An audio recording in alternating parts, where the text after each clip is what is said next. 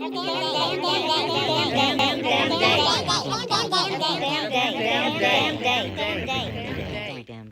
damn day. Hello, everyone. It's Jerry at the Fledge, and welcome to Every Damn Day. And today we've got a guest on the show, but we'll get to her in a minute. Just want to give a quick few updates. So tonight we've got refuge recovery from 6:30 to 8 here at the Fledge. And the free store is going to be open from 11 to 3 today and all week for that matter. And the other big thing that we have tonight is the city council meeting. Please consider coming to that. If you cannot come, we have a letter on the People's Council of Lansing page. And tonight is important because they will be introducing a resolution for accessibility. And we're hoping to be able to get all of the city council meetings and all of the steering committee meetings available via Zoom so that people who can't leave their home to come to a meeting can still participate and get their voice heard. So it's an important meeting tonight. Please check out the People's Council of Lansing on Facebook for more information. Follow that page, sign the letter if you can, and show up for the city council meeting tonight. We're fighting to get the voices heard of our entire community, and we really need your help and support for that. The other thing is tomorrow we've got our advanced peace stakeholders meeting. So shout out to Erica Lynn for letting us be part of that. We've got a meeting with the Michigan Virtual Academy to talk about the youth entrepreneurial program and their potential support of that. So wish us luck. Give out more prizes. And then tomorrow night we've got the youth entrepreneurial from 6 to 8 with 99 problems, but a pitch ain't one in the middle of that, or not in the middle, but from 7:30 to 8. And that's open to all of the youth and anybody else in the world that would like to pitch an idea. So go check out our Facebook page, or I'll put the link to the, what do I want to say? The virtual studio tomorrow night, or I'll get that out there. So now we're going to talk to Kendra about her endeavor, Takeout. So you ready to jump in, or did you want to do some intro? I did not prepare an intro or elevator pitch, so let's just get going. So let's start out describing Takeout, kind of in the problem that you're trying to solve. So what are you trying to solve? Obviously part of the trash problem, but also accessibility, meeting people where they are. Because I know if you have recycling at your house, it's usually another bill that you have to add on to all your other bills. Or, you know, you have to, like, I have trash in my closet. I guess we should probably, let's step back. Yeah. Tell us what Takeout does in the context of the problem. Okay. So yeah, Takeout, what it is, it's providing reusable to-go containers for restaurants and local businesses. Like, as you know, as of now, we get like those single-use plastic ones. And yes, sometimes we try to reuse them at home, but they don't really last that long, or they just kind of build up like in your closet, in your garage, kind of like what I do. And they just kind of wait to be taken to recycling, because in my apartment, like I don't have access to pick up. So I do have to drive like the 4 miles to get it there. And so I don't like that. in relation, so you're doing Returnable Takeout. Yeah. And I've just put your Facebook page so people can come to that. And you can get to the Instagram and all of that from there. Yep. So tell us how that works.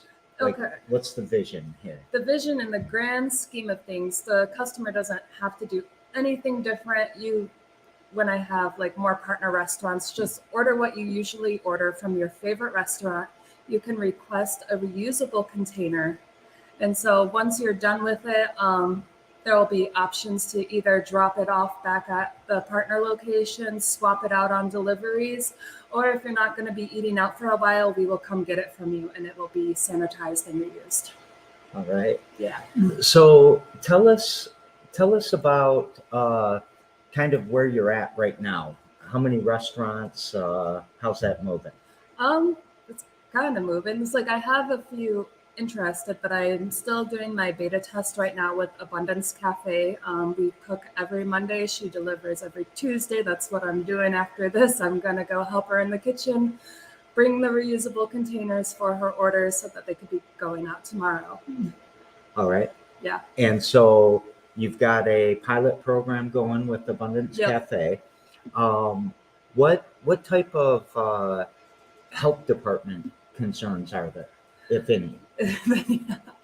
Well, I had a meeting with the health department, and so Michigan has not updated the food code since 2009. So under that, it does require a variance, and so we're working on creating a new standard operating procedure to apply for that variance until they adopt an updated FDA food code, which allows reusable containers. What I found, I don't know, kind of fascinating in watching your whole journey or participating sometimes in it, is that you can look at the food code and see an obstacle for the circular economy Yeah. and how, climate change and doing something about it is filled with obstacles that Yeah. are regulatory. I know I think that's what drives me nuts. Not only like with the food code, but like I said, being accessible. Like if the governments and people in charge really cared, they wouldn't be a burden to even recycle or reuse anything. It wouldn't be such a pain in the ass. So where do you think you're getting the most pushback from? Is it from the restaurant, the people, the health department? It's basically, I mean, the people in charge that I've talked to, they're very receptive, but obviously they have to follow the rules that have been written. And while they like the idea, they're nervous for signing off on a new procedure because whatever I write is gonna be the new status quo, hopefully. But obviously, you want it to be good, you want it to be safe, and yes, like everybody's been receptive, but just maybe a little hesitant in that area. What do you think your biggest obstacle is right now? Doing the things that I haven't done, like writing a variance, and I'm gonna get back in the health department and have another meeting and really try to figure out what they're looking for because the variances that they approve is nothing like this. Okay. Yeah, it's usually for like the way to mop a kitchen floor differently, not creating a new ecosystem. All right. So you better get to work. Yeah. What have been some wins for you so far? I think one of the big wins, definitely getting, yeah, I was super pumped to get my beta test. I'm so glad I met Erin, and through the assignment that you gave me actually is like go out, meet people, find out if they're interested. If you didn't make me do that, I wouldn't have met Erin and I wouldn't be where I am right now. And I think another win for me was the hatching, although I did not win the hatching, but from that, I did start working with the city of East Lansing and a developer there to try to get an initiative going. So I think that was a big win. All right. So I'm going to take 2 seconds to preach. Yes. Preach number one is when you're doing a new endeavor like this, you have to get out and tell people about it, talk to people about it, see who likes it, who doesn't like it, why they don't like it, what value they see in it, and really get out there and not just do this all in a vacuum, because at the end of the day, everything you do is going to be through other people. Yeah. And if they don't want to do it with you, you're not going to go very far. Right. And then the second thing is pitch,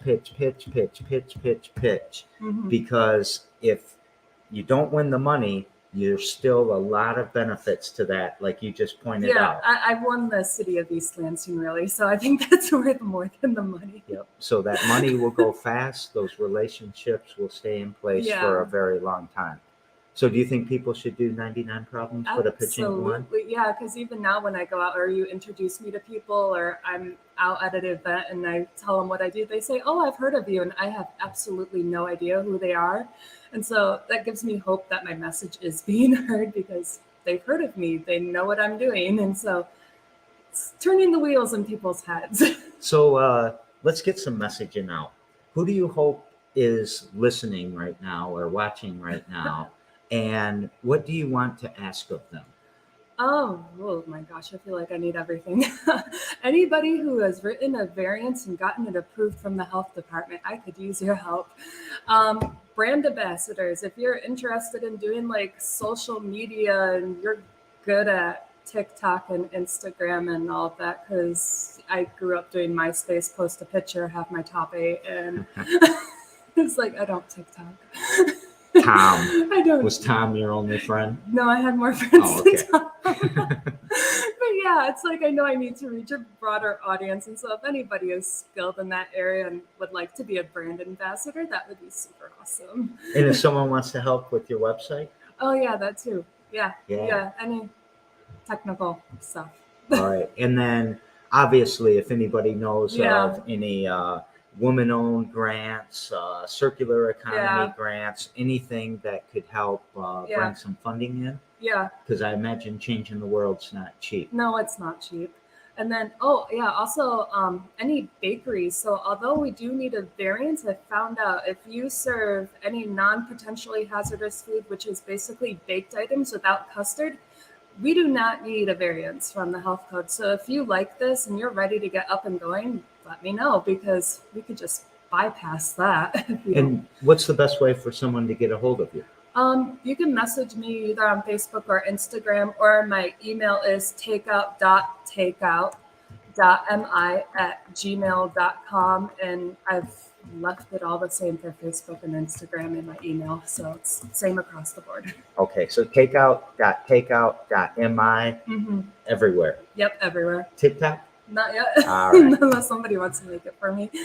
But you can email Kendra at takeout.takeout.mi@gmail.com if you would like to know more information, if you know how to help, if you want to even just talk about the circular economy, even if you have an idea. She's getting to be an old pro now, so ready to help support in the community, end the negative impact on our climate.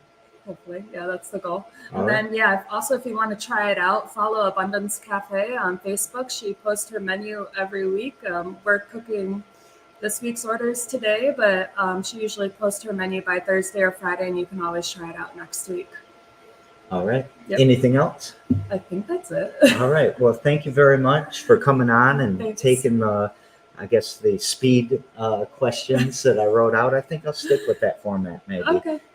Probably need to add, what does Takeout do, or what does Company X do in the beginning. So thanks for helping me improve that too.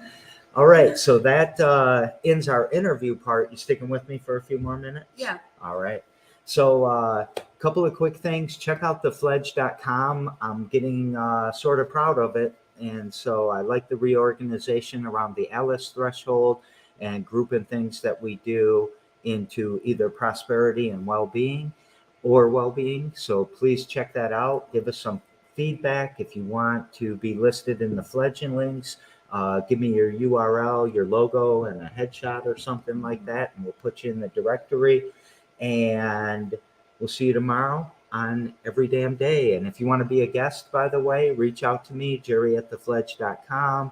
Go to thefledge.com. There's a sign-up page for it. If the 9 a.m. doesn't work for you, we can switch it to 9:30. We can switch it to 9:40. Then 9:40. If you show up right at this threshold or whatever. Pushing it, but you had to get the dog to pee. And he didn't pee, so I hope there's no mess in So my that's house. all a big mess story. Hopefully already. it's not a mess. All right. Love y'all. See you tomorrow. Let us know if you need anything.